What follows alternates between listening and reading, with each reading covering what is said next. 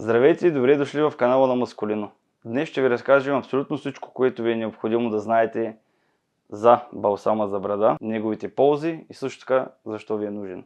Балсамът за брада е специално разработен продукт, за да хидратира вашето лице и да поддържа косама силен и изправен. Неговата специална формула включва масло от шии, пчелен восък и различни витамини. Перфектен е срещу наелектризирането на брадата, също така помага и за нейното стилизиране.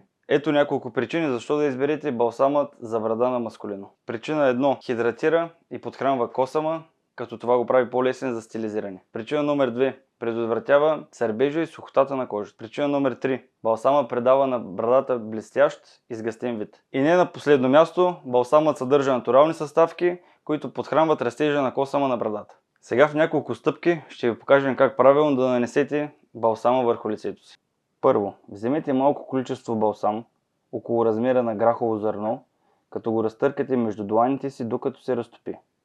Нанесете балсама равномерно върху брадата си, като започнете от корените и се движите към върховете. Масажирайте внимателно балсама в кожата под брадата, за да я хидратирате и подхраните. Използвайте гребен или четка за брада, за да разпределите продукта равномерно и да оформите брадата по желания начин. За най-добри резултати използвайте балсама ежедневно или след измиване на брадата. Това беше всичко, което трябва да знаете за балсама. За повече съвети ни последвайте. Ако искате да разгледате пълната ни гама продукти, знаете къде. masculino.com